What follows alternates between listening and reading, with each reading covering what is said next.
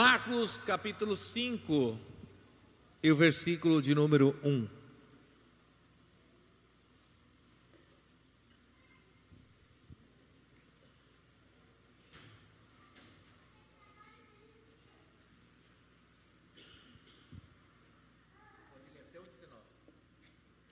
É esse aqui. Marcos 5, 1, 19. Isso. E assim atravessaram o mar e foram para a região dos Gerazenos. Logo que Jesus desceu do barco, veio dos sepulcros, caminhando ao seu encontro, um homem possuído por um espírito imundo.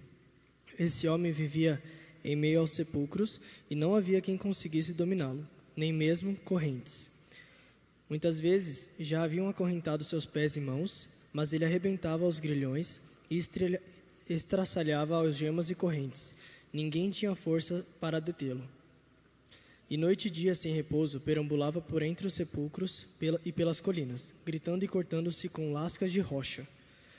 Ao avistar Jesus, ainda de longe, correu e atirou-se aos seus pés, e clamou aos berros: Que queres de mim, Jesus, Filho de Deus Altíssimo? Suplico-te por Deus que não me atormentes. Pois Jesus já lhe havia ordenado: saia deste homem, espírito imundo. Todavia, Jesus o interrogou: Qual é o teu nome? Respondeu ele: Meu nome é Legião, porque somos muitos. E implorava insistentemente para que Jesus não os mandasse para fora daquela região. Enquanto isso, perto dali, numa colina vizinha, uma grande manada de porcos estava pastando. Foi então que os demônios rogaram a Jesus: Manda-nos para os porcos, para que entremos neles. E Jesus lhes deu permissão, e os espíritos imundos deixaram o homem e entraram nos porcos. E a manada, com cerca de 2.000 porcos, atirou-se precipício abaixo, em direção ao mar, e nele se afogaram. As pessoas que apacentavam os porcos fugiram e relataram esses fatos nas cidades e nos campos, e todo o povo correu para ver o que havia se passado. Quando chegaram próximo de Jesus, observaram ali o homem que fora tomado por uma legião de demônios, assentado, vestido em perfeito juízo, e ficaram assustados. Os que presenciaram os fatos narraram ao povo o que havia ocorrido com o endemoniado, e contaram também sobre os porcos. Então o povo começou a implorar a Jesus que se afastasse daquela região que lhes pertencia. E quando Jesus, entrando no barco, o homem que fora possuído pelos espíritos imundos rogava-lhe que o deixasse seguir com ele. Jesus não consentiu. Entretanto, orientou-o: Vai para a tua casa, para a tua família, e anuncia a eles tudo quanto Deus tem realizado a teu favor, e como teve misericórdia de ti. Amém? Leu Bíblia hoje, hein? Glória. Escute. Quantos milagres Jesus fez nos evangelhos? Vamos voltar à aula aqui. Cadê a caneta? Tá aí? É que hoje não sabia que era eu, né? Aí não trouxe a caneta. Meu Deus. Jesus fez quantos milagres? Falei aqui já mais de uma vez. 30 aí? 35. Aê, tirou nota 1. É 10, tem que tirar 10, né? 35 milagres. Quantos milagres estão narrados no Evangelho de Marcos? Falei domingo aqui. Tá anotado. Então não vou falar porque está anotado ali. Nós vamos saber daqui a pouco.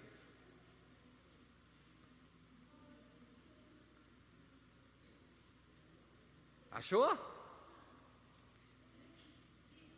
Quantos milagres Jesus fez no Evangelho de Marcos? Quantos ele narra? Você falou aí, pode falar. 8? Não, 18. Ah, 18. 18. Dos 35, 18 estão narrados no Evangelho de Marcos. Eu falei aqui domingo que sobre o cego, só Marcos vai falar sobre o cego. Mas ele fez 35. É só para ver se todo mundo está vindo para o culto todo dia aqui. Se eu pregar aqui um mês direto, toda terça, quinta, domingo de manhã e domingo à noite, vamos ver o que vai acontecer. Acho que a igreja vai ficar boa em Bíblia, hein, meu? Glória a Deus por isso. Eu gosto de Bíblia. Então escute uma coisa. Esse milagre aqui de Marcos, esse não está só em Marcos, porque Lucas capítulo 6 vai narrar também esse milagre que Jesus fez aqui. E é o único milagre que Jesus vai fazer nessa cidade chamada Gadara. Jesus vai a essa cidade com o único propósito de transformar a vida desse homem. Eu poderia dizer que isso é uma missão de Jesus. Por quê? Porque ele vai lá só porque esse homem está vivendo essa decadência, está passando por esse problema, e é por isso que Jesus vai. Há situações da nossa vida que nós precisamos ter discernimento, porque tem coisas da nossa vida que nós estamos vivendo que são coisas naturais, e tem coisas que são coisas espirituais. Então a gente precisa saber em que estágio, em que momento da nossa vida nós estamos vivendo, porque tem muitas das vezes ações espirituais contra a nossa vida, e que muitas vezes nós olhamos para aquela situação, encaramos aquela condição como sendo algo natural, mas nunca foi. E tem coisas também que a gente quer imputar para o diabo, tudo é o diabo, tudo é o diabo. Muito crente tem essa mania, né? E nem tudo é o diabo. Tem coisas na história da nossa vida que a ação que nós estamos vivendo, a circunstância que nós estamos passando é uma circunstância natural. E é por isso que nós temos que ter discernimento. Por quê? Porque Jesus vai atravessar o mar para essa cidade chamada Gadara com um único propósito. Não vai acontecer mais nada aí, e você não vai ver mais em nenhum outro lugar falar sobre essa cidade chamada Gadara. Ele vai lá só para libertar esse homem. E você vai ver que quando eles estão atravessando no barco, o que vai acontecer? A Bíblia diz que uma grande tempestade, vento, um monte de coisa vai acontecer. O barco quase vai naufragar, vai virar. Os discípulos vão ficar com medo de tudo aquilo que está ocorrendo. Jesus está na polpa do barco, está ali dormindo, descansando, cochilando. Ele vai levantar, vai repreender o vento. Tudo isso por quê? É evidente que isso que estão vivendo nessa tempestade é uma ação espiritual. Por quê? Porque o diabo sabia que Jesus estava com uma missão de libertar a vida desse homem do outro lado. E a gente tem que entender quando as coisas são dessa forma. A gente tem que ter discernimento. Olhe para o irmão que está falando e diga para ele: discernimento. Diga: eu preciso saber quando é natural e quando é espiritual. Tem crente, você não pode demonizar tudo e também achar, fazer o quê, né? O problema de muito crente é essa palavrinha. Então nós estávamos falando de oração agora há pouco, né? Então quando você for orar, vou dar uma dica para você. Quando você for orar, ora a Deus e peça discernimento. Peça discernimento para Deus, que é a melhor coisa que você pode pedir. O sofrimento desse homem aqui, ele tem origem aonde? No natural? Não, no espiritual. A Bíblia vai dizer que ele estava sofrendo por uma possessão demoníaca, e não era uma possessão pequena, né? A Bíblia fala de legião, e quando a Bíblia fala de legião, quem que tinha na vida dele? 6.000 demônios, mais ou menos. E é isso que ele está vivendo, é isso que ele está passando. Esse homem, ele está vivendo aonde? O versículo 2 vai dizer o quê? Que ele, volta no versículo 2 para mim, vai dizer que ele já está vivendo aonde? Ele está vivendo nos sepulcros, ele está vivendo em umas condições subhumanas, vive no meio dos túmulos. Então vem para mim, presta atenção. Primeiro, ele já não tem mais família, porque ele tem família. O versículo 19 vai dizer que ele tem família, sim ou não? Tinha, mas ele já vivia? Não, estava privado. E os problemas espirituais, muitas vezes na história da nossa vida, a primeira coisa que querem fazer é nos privar do relacionamento familiar. Quem tem problema espiritual normalmente é privado disso, é privado do relacionamento, ali não consegue viver. Olha as pessoas muitas vezes que vivem questões de vício, de droga, de álcool. Elas preferem mais estar fora de casa do que em casa. Elas preferem mais estar fora de casa do que com a família. Por quê? Porque muitas vezes os vícios, as drogas, o álcool, a prostituição fazem com que o relacionamento familiar seja quebrado. A coisa que Satanás mais quer é quebrar o relacionamento familiar. Ele está vivendo nos túmulos, ele quis, ele escolheu.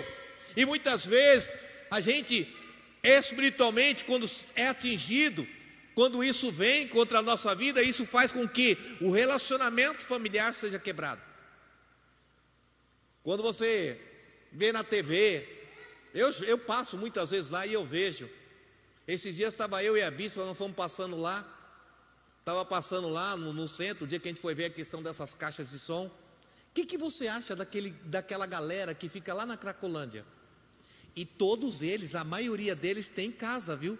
A maioria deles tem família. E a família vai lá tentar tirar. Eles querem voltar para casa? Não, não querem. A gente viu lá, a prefeitura construiu um muro, aí faz um cercado, coloca, e aquelas pessoas ficam que nem zumbi, para lá e para cá. Quem nunca viu aquilo, quando tem à primeira vista, tem até medo daquela situação, daquelas pessoas que estão ali.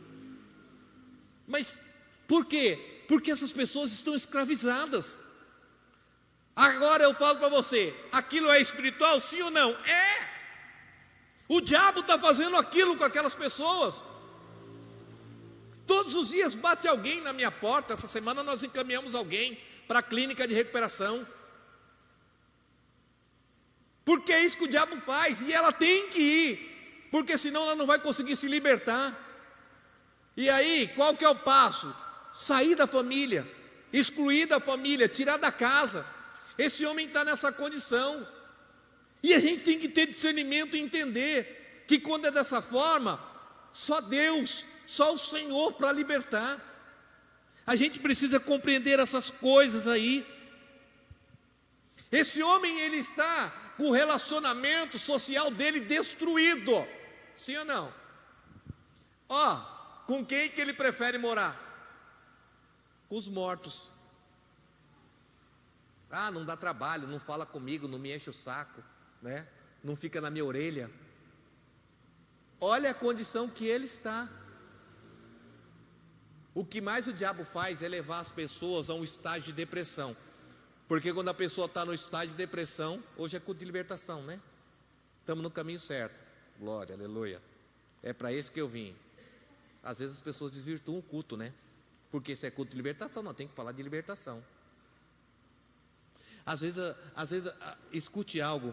Então, as pessoas entram no estágio de depressão e elas se trancam, se fecham dentro delas, não querem falar com ninguém, não querem se relacionar com ninguém, não querem conversar com ninguém.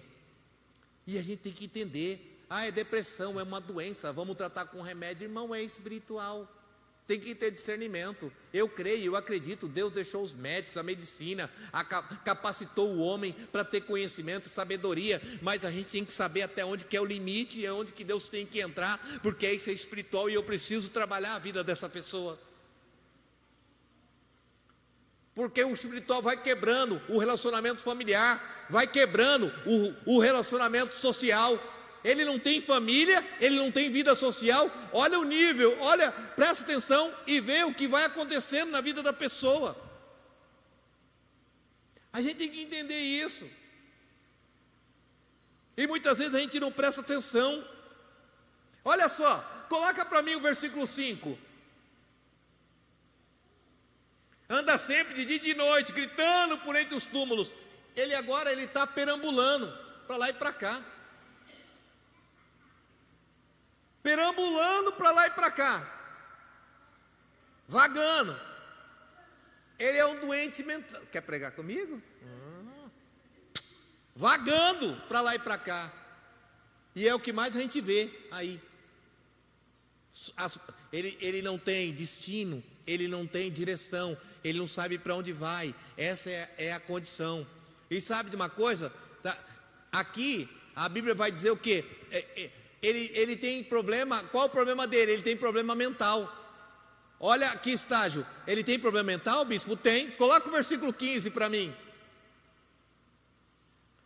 Aproximando de Jesus, viram o endemoniado, o que antes estava dominado pela legião, assentado, vestido em perfeito. Então lá ele está como? Sem juízo. Ele está com problema mental. Então vamos lá, ele tem a quebra do vínculo familiar, do vínculo social, ele tem problema mental. Eu estou aqui elegendo para você, para que você entenda e a gente entre na mensagem para você compreender. Olha a condição, olha que forma que o diabo escraviza as pessoas. Olha a maneira que Satanás trabalha na vida das pessoas. Ele não tem família, ele não tem vínculo social, ele não tem amizade, ele está em depressão e ele também está com a cabeça fora do lugar. E detalhe, tá? Tem uma coisa aqui que muita gente identifica e você vê direto, qual é? Volta lá no versículo 5. Olha o que mais ele fazia. Olha lá no final.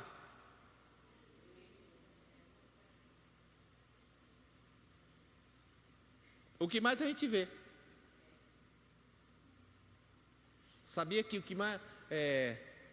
hoje a pastora estava falando, né? Quantos anos tinha a menina? 12 anos? Tentou suicídio, 12 anos. É vida real, tá? Ai, não, ligou, falou assim, ó, tá com problema, 12 anos ela tentou se suicidar, 12! Tá? Vida real, a gente trabalha com isso, e a gente sabe como que é. Aí, o que mais acontece, o que mais aparece lá no conselho, é esse aí, ó. Ah, está se cortando. Mas sabe o que é isso? Presta atenção. Sabe o que é isso? Vamos lá, eu vou ensinar você. Está anotando aí? Então, o diabo é assim, quebra o vínculo familiar, quebra o vínculo social, né? Que mais? Vamos lá, quem está anotando, diga amém. Problema mental, né? Não tem paradeiro. Quando eu digo não tem paradeiro, é assim, ele não tem perspectiva.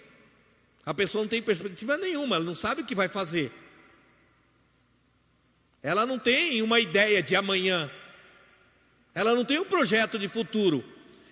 Mas por que tudo isso? Tudo isso está baseado aqui, ó. Por quê? Por que a pessoa se fere com pedra? Eu estou ensinando, hein? Eu não sou psicólogo, não. Porque a pessoa tem crise de identidade. Sabia disso? A pessoa tem crise de identidade. As pessoas que se marcam é porque elas têm problema e crise de identidade. Isso é espiritual. Você já viu aquelas pessoas que você olha assim e você fala, essa pessoa não tem mais nenhum lugar para fazer tatuagem? Qual é o problema dessa pessoa? É porque é linda, é porque é maravilhoso? Não, ela tem problema de identidade. Sabe aquelas pessoas que têm piercing na orelha, no olho, no nariz, na boca, na língua, lá naquele lugar também? Porque qual que é o problema dessas pessoas? Crise de identidade. Da mesma forma, escute, presta atenção. Da mesma forma que a pessoa se corta e se fere, aquelas pessoas colocam piercing aqui, ele vai colocando, por que coloca meu Deus, que deve doer. Por quê? Por que as pessoas fazem isso? Elas fazem isso para gerar identidade nelas, procurando uma identidade que não existe. Isso é espiritual. Olha só, a maioria das pessoas, ela fez um dia uma tatuagem e hoje já não sabe mais quantas tem. A maioria. Poucos são aqueles, não, eu fiz só um coraçãozinho aqui, ó. A maioria, olha para você ver. Aí já começa a fazer no braço, na perna, não sei o quê. Começa aqui no ombro, no pescoço, vai descendo, chega lá, não sei aonde, mas vai indo. Mas o que é isso? É uma crise de identidade. Ela quer se encontrar com aquilo. E diz que dói para fazer tatuagem. Eu nunca fiz, não. Diz que dói.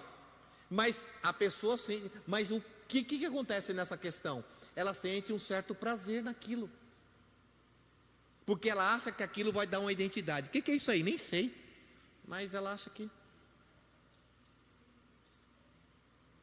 nunca que eu furaria minha língua para colocar aquele negócio. Aí tem gente que ainda corta a língua, né? Fica assim, né? É sério, irmão. É coisa séria, tá? Aquele negócio.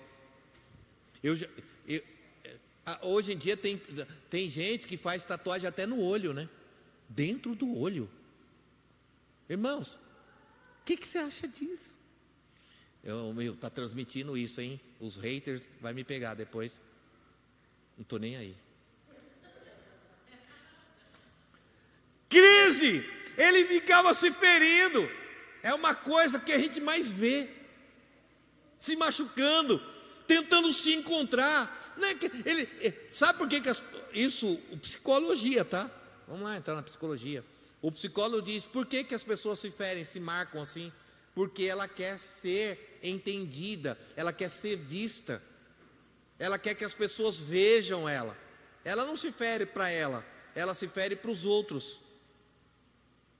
A maioria das crianças e dos adolescentes que se ferem, quando eles vão passar por um tratamento psicológico, sempre há um motivo que ele quer ser visto por aquele motivo. Seja abuso, seja muitas vezes ameaça ou coisa parecida. Mas é isso. Agora vem para a palavra e presta atenção. Quem está entendendo, diga amém. Sabe, ele se feria com pedra. Agora, adianta você falar para uma pessoa assim: não se fere não, para de se machucar, para de fazer tatuagem. Adianta você falar para o cara assim: para de usar droga.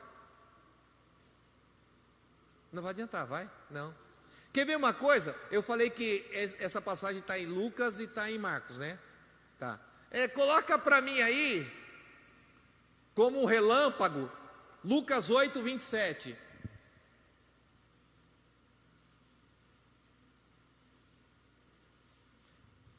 Vamos lá, vamos ler todos nós juntos. Olha lá, ó.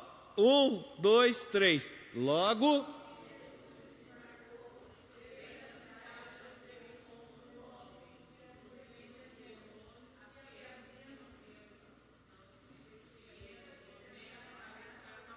Segura. O que ele não fazia? Ele andava pelado. Essa parte Marcos não fala, mas Lucas fala. Lucas é mais detalhista. Tem esse detalhe também, tá? Que ele andava pelado. Agora vem para mim, presta atenção. Ele não tinha vergonha. Porque quem está nessa condição já quebrou o vínculo social, já quebrou o vínculo familiar, está com a cabeça fora da caixinha, já não sabe mais o que pensa, tem crise de identidade. Qual é a dificuldade para dar um passo como esse, andar pelado? E quando eu digo andar pelado é o seguinte: ele não tinha vergonha do estágio que ele estava passando. A pessoa quando está nessa condição é assim. Eu poderia dar um curso de batalha espiritual aqui, que ia ser bom. Por quê, bispo? Porque assim, ó, todo mundo anda pelado? Não. Agora vem para mim. Se eu chegar para o cara está bêbado, embriagado, daquele estado. Ele está tão bêbado que ele já urinou na calça, já fez tudo que você imaginar, está babando. Aí eu falo para ele assim: que vergonha, hein? Vai adiantar alguma coisa? Ele vai ter vergonha do estágio dele? Não. Eu chego para o cara totalmente drogado. Meu, que vergonha, você está drogado. Adiantou? Ele tem vergonha? Não, ele não tem. Então, olha como que o diabo, ele escraviza as pessoas. A condição subhumana desse homem. Agora é só esse homem, a gente vê, irmão. Eu quero que você entenda. Ai, nossa, era aquele homem lá. Aí, o que mais a gente vê aí fora são pessoas nessa condição que nós estamos falando aqui nessa noite. Sim ou não? Sim. Por quê? Porque muitas vezes é o pai de família, mas o diabo escravizou ele no vício da bebida. E aí você vê ele naquela condição. Ele é a vergonha da casa, é a vergonha da família. O filho, quando vê ele naquela condição, tem vergonha, sabe?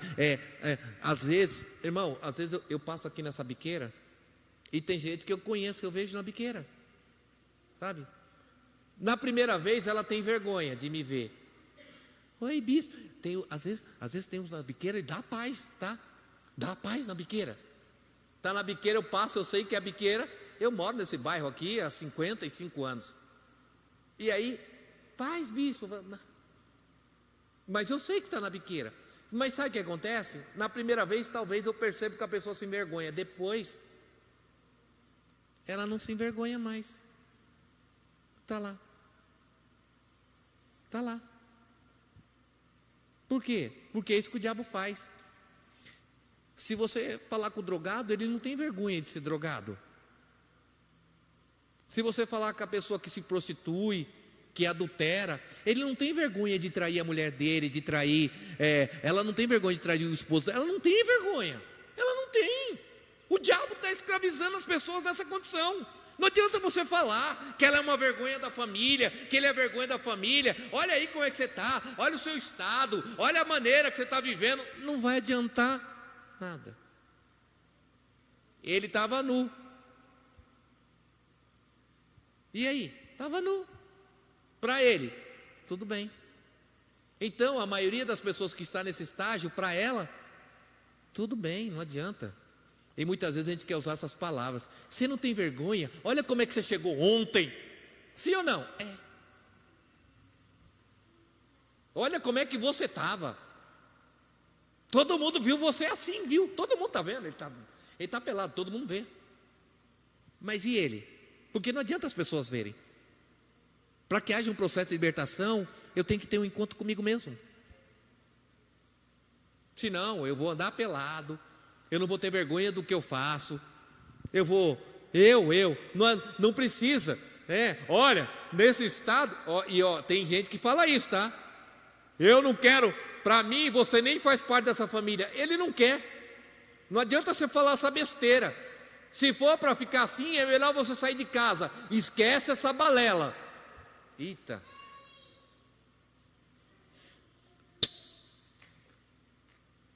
Porque ele vai sair, tá? Ela vai sair. Melhorou até. Aí que vai descambar mesmo. Trouxeram eu hoje, hein? Culto de cura e libertação.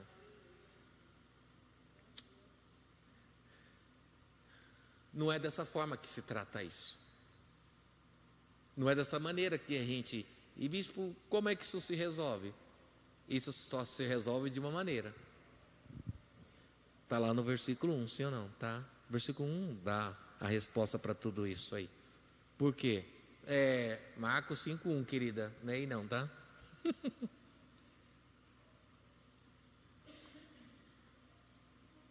O que mais o diabo faz Marcos capítulo 5, versículo 1, é expor a nossa vergonha. O que mais o diabo faz, sabe? Esse homem, ele estava totalmente atormentado.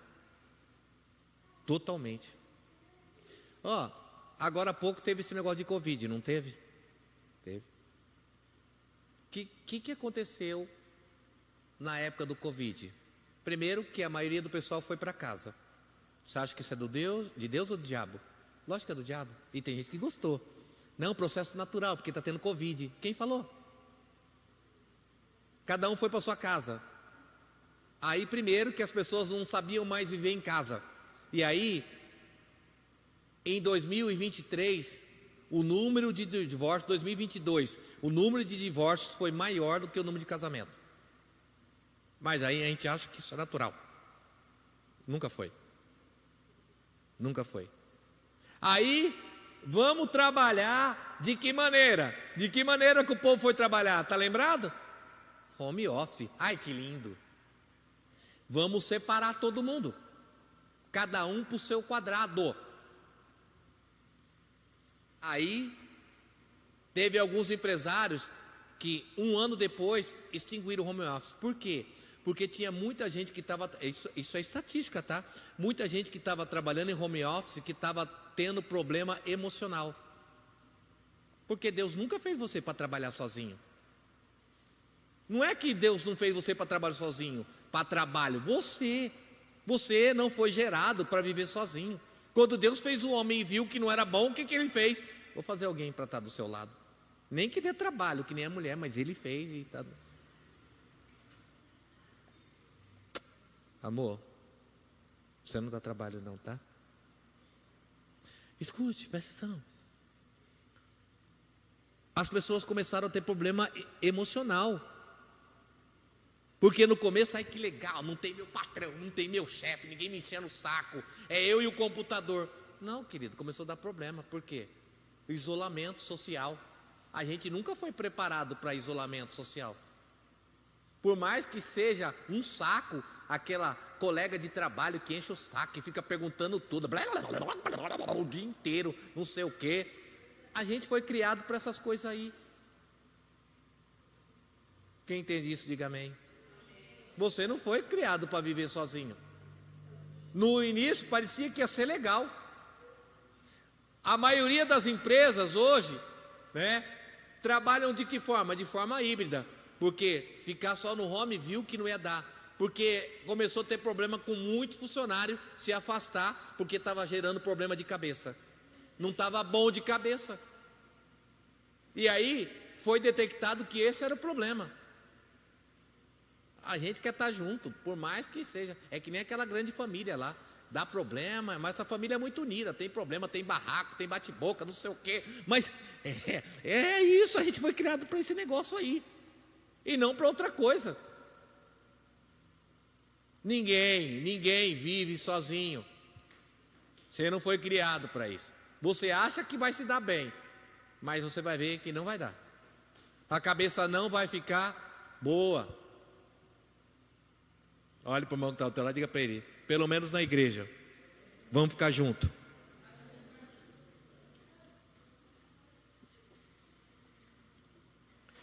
Escuta, irmão.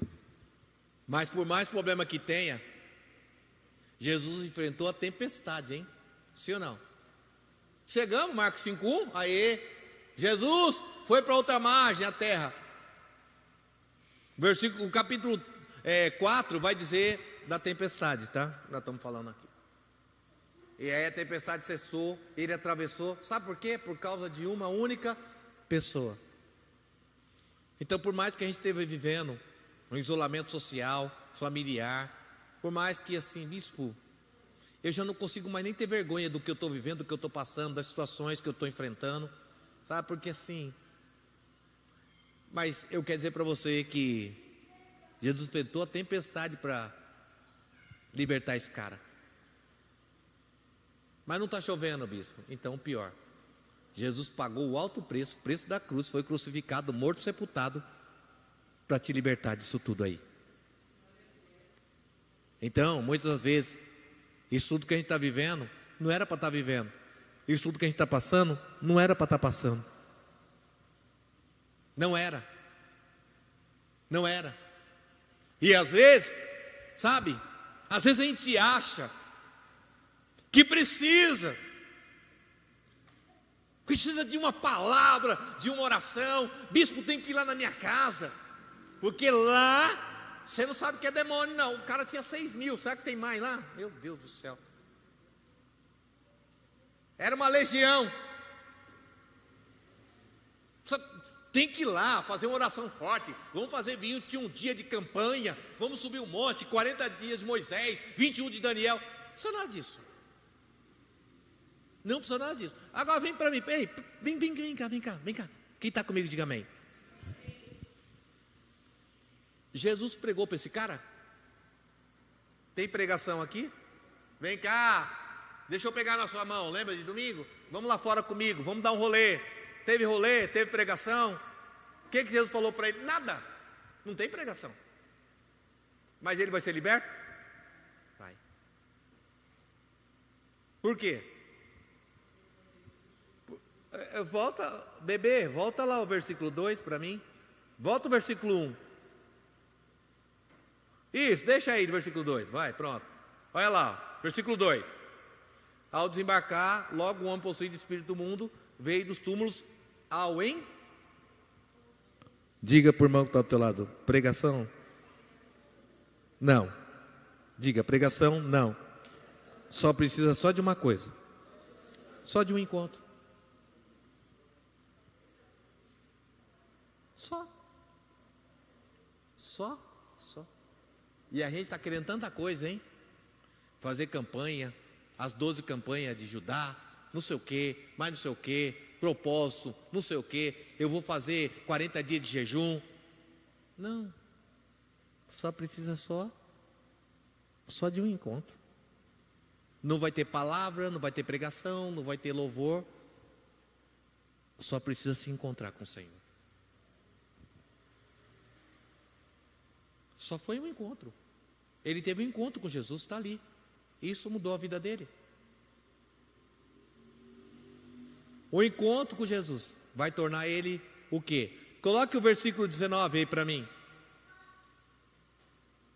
Versículo 19. Apareceu lá? Vamos ler o 19? 1, 2, 3.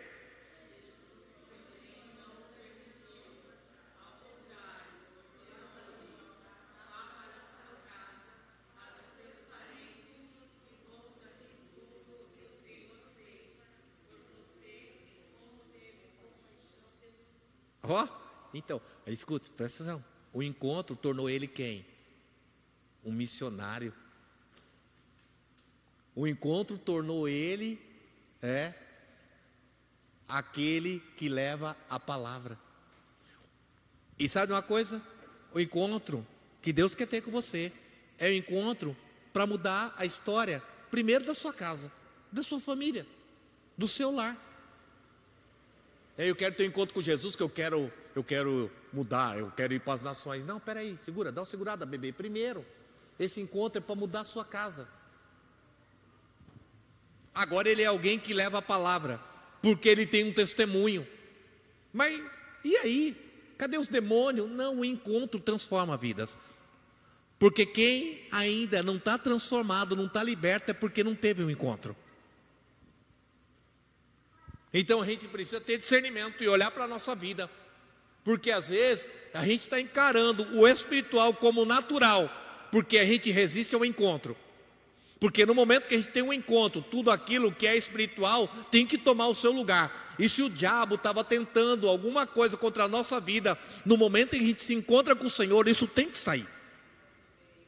E não precisa aquela oração forte, segurar na cabeça. Não. Nada disso.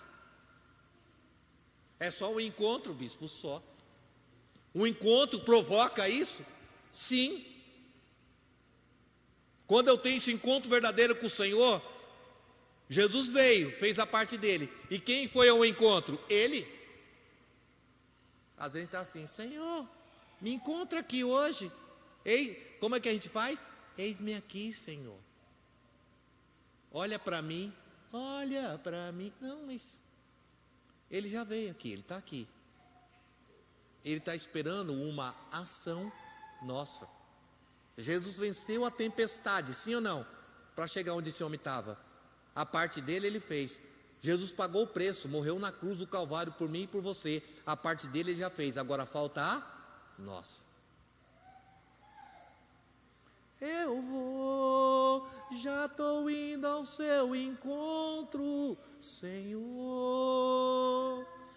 Vou correndo ao seu encontro, eu vou. Eu acho esse louvor tão lindo. Nem que seja para ficar em silêncio a sós, só nós.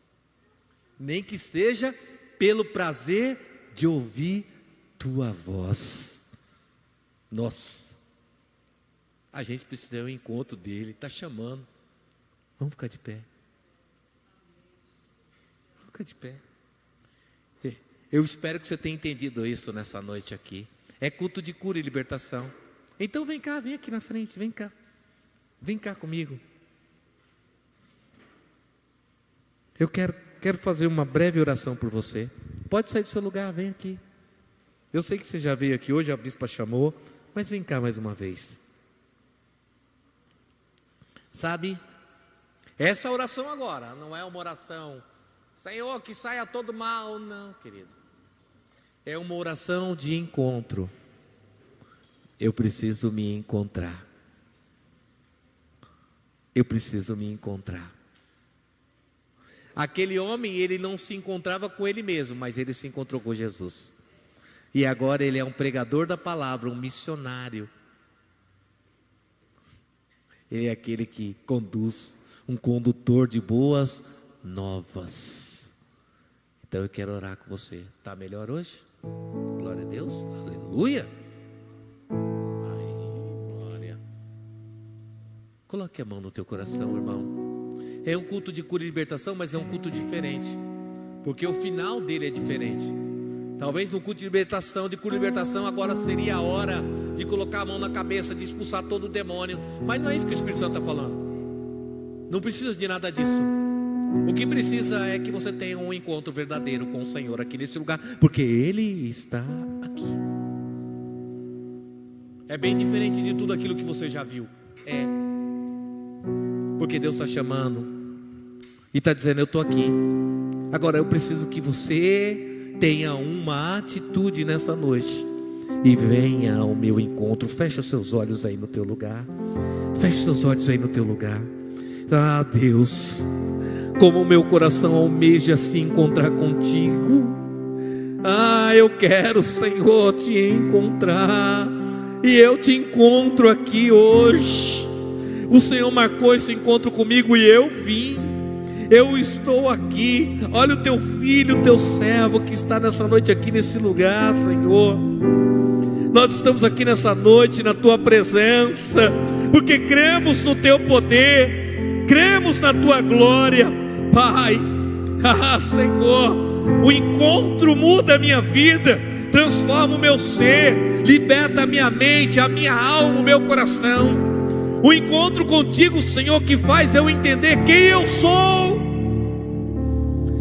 Ah, me dá identidade de filho. Me dá identidade de filho. Eu tenho um pai. Eu tenho um pai. Ah, Senhor, faz com que cada um que está aqui nessa noite entenda isso. Faz com que cada um compreenda este momento, Senhor. Eu só preciso de um encontro. Eu achei que eu precisava de tanta coisa. Eu achei que eu precisava que colocasse a mão na minha cabeça, que orasse, expulsasse e fizesse tantas outras coisas. Mas Deus está dizendo: eu só preciso que você se encontre comigo.